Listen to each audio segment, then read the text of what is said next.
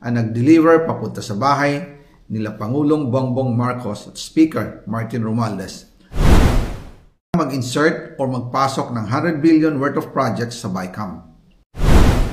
Sana po ay hindi nila ako mapatay bago ko mailabas ang lahat. Ginawa ko lang ang utos sa akin, pero ngayon, handa na akong harapin ang lahat. Ginagamit ng administrasyon ang buong resources ng bansa para tumahimik ako. That he will shoot me if I will talk. Gagamitin ako bilang panakipbutas sa kanilang kampanya laban sa korupsyon. Hindi na ako mananahimik, ilalabas ko ang lahat ng katotohanan.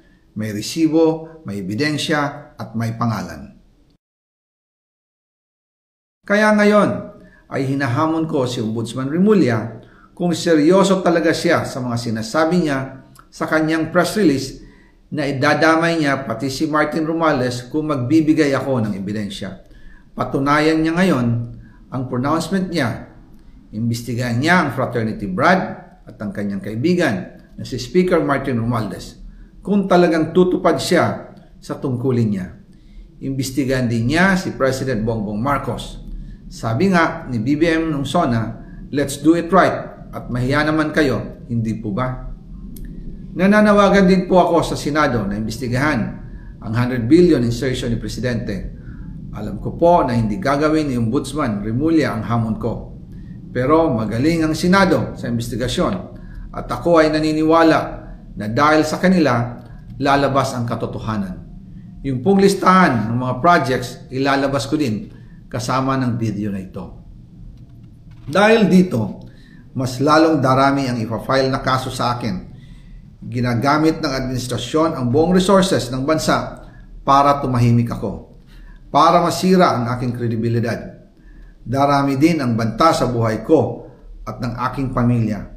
March 2025 pa lang, si Speaker ay nagpaparinig na sa akin sa aming meeting that he will shoot me if I will talk. At pagkatapos niyang sabihin sa akin in a phone call na don't come home, we will take care of you, tumawag ulit si Speaker Martin at sinabihan niya ako na pag umuwi ako will be dangerous. Kasi they might hire someone to do a rub out on me or hire the police to kill me while in jail. Una pa lang ito sa magusto kong ibunyag. Marami pa akong dadalhin sa liwanag. Isa na dito ay yung kay Henry Alcantara, ang DPWH boys, ang sinasabi nilang halaga sa ICI ay 21 billion. Hindi po totoo